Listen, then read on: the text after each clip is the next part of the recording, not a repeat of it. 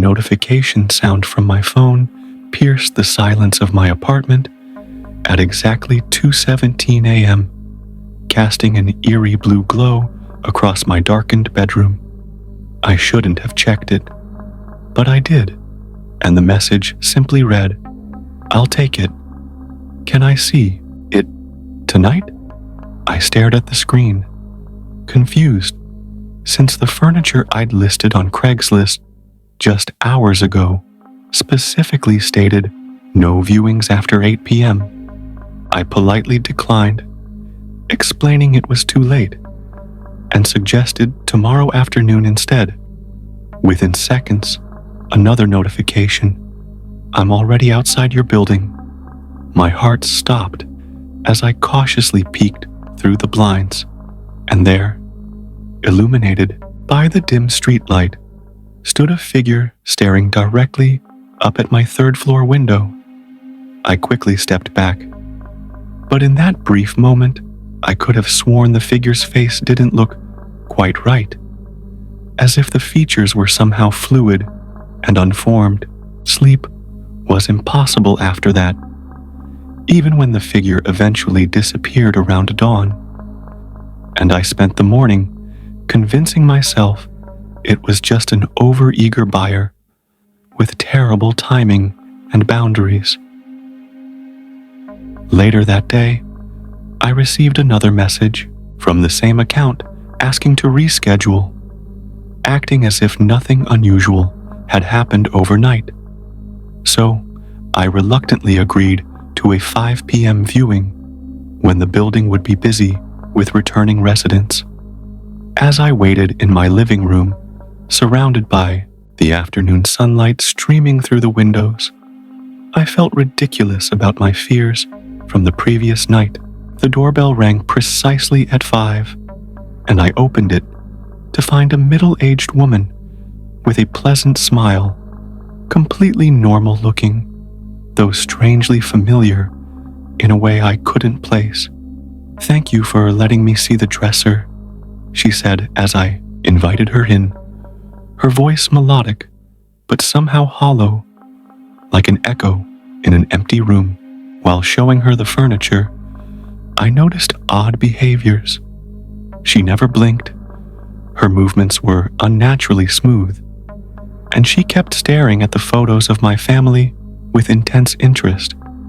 "You have such a lovely home," she commented, running her fingers along the walls as if memorizing their texture.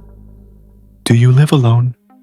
The question sent a chill down my spine, especially when I noticed what appeared to be a small camera hidden in her purse when she bent down to examine the dresser, making an excuse about needing to take a phone call. I stepped into the kitchen and quickly searched for the Craigslist account on my phone, only to discover it had been created just hours before contacting me, with no previous history or feedback. When I returned to the living room, the woman was standing perfectly still, staring out my window at the exact spot where the figure had stood the night before. "I'll need to think about the dresser," she said without turning around, "but I'll definitely be back." As she left, she brushed past me, and her skin felt cold and slightly tacky, like rubber left in a refrigerator. That evening, I received multiple calls from blocked numbers, and each time I answered, there was only the sound of breathing, followed by what sounded like my own voice, repeating fragments of the conversation I'd had with the woman earlier. I decided to stay with a friend that night, and as we drove away from my building, I glanced back to see 3 different figures, now standing in the same spot, all looking up at my empty apartment. My friend didn't see them when I pointed them out, and when we circled the block to take another look, the sidewalk was empty. The next morning, I logged into Craigslist to delete my listing and discovered 17 messages from the same account, each containing nothing but photos of the inside of my apartment, rooms I had never shown the woman, taken while I was supposedly alone. I immediately contacted the police, who took the report seriously enough to send an officer to check my apartment. Nothing was stolen, but things were slightly moved. Picture frames turned inward, dresser drawers left partially open, and most disturbingly, my toothbrush placed neatly on my pillow. The officer suggested it could be a sophisticated scam targeting sellers, possibly for identity theft or burglary reconnaissance, and recommended I install security cameras. That night, despite new locks and a chair wedged under the doorknob, I woke to the sound of breathing in my bedroom, though I was absolutely alone. My phone lit up with a new message. "The dresser won't fit in my apartment, but I think you will." I grabbed my emergency bag and fled to my car, hands shaking so badly I could barely start the engine.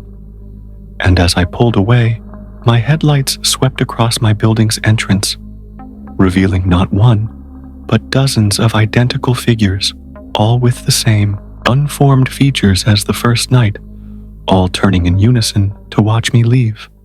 For weeks, I stayed with various friends, never more than 2 nights in the same place, but the messages followed me everywhere, now coming from different Craigslist accounts, but always with the same unnerving familiarity. "Your friend's couch looks uncomfortable. You should come home." Read one that arrived while I was staying with a college roommate I hadn't publicly communicated with. I changed my phone number, deleted all social media, and even considered leaving town permanently. But something told me distance wouldn't matter to whoever or whatever was pursuing me. During a moment of desperate curiosity, I replied to one of the messages, asking simply, "What do you want from me?" The response came instantly, "Everything you are." Attached was a photo of my childhood bedroom in my parents' house, 200 miles away, taken that same day according to the timestamp, showing my mother sleeping peacefully, unaware she was being watched. The police investigation stalled without concrete evidence of a physical break-in, and friends started to grow concerned about my increasingly paranoid behavior. I knew how it looked. A nervous breakdown triggered by an overzealous potential buyer, but I couldn't shake the feeling that something fundamentally wrong had noticed me through that simple furniture listing. Yesterday, I received a package delivered to my new temporary address that I had shared with no one, containing only a handwritten note reading, "I'm still interested in making a deal," and a flash drive.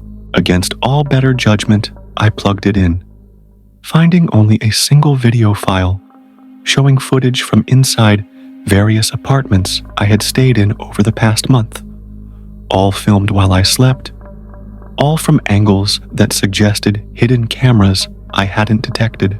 But the most disturbing part was catching glimpses of a figure in each room, sometimes standing in corners, sometimes leaning over my sleeping form, that looked exactly like me, down to the smallest detail, except for the eyes which remained unfinished, like smudges on an otherwise perfect painting.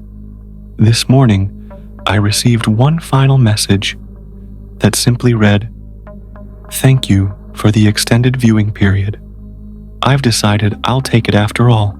I don't know what happens next, but I've written this as a warning. Be careful what you put online. Be careful who you invite into your spaces.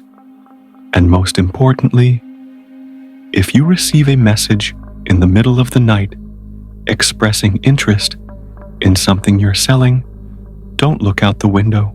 Whatever sees you looking back might decide you're exactly what it's been shopping for all along."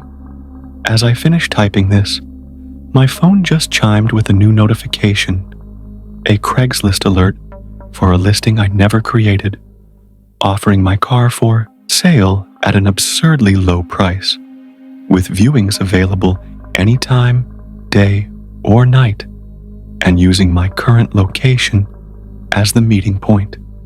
The listing has 17 interested buyers already, all from newly created accounts, all with messages saying they're on their way to see it right now, right now.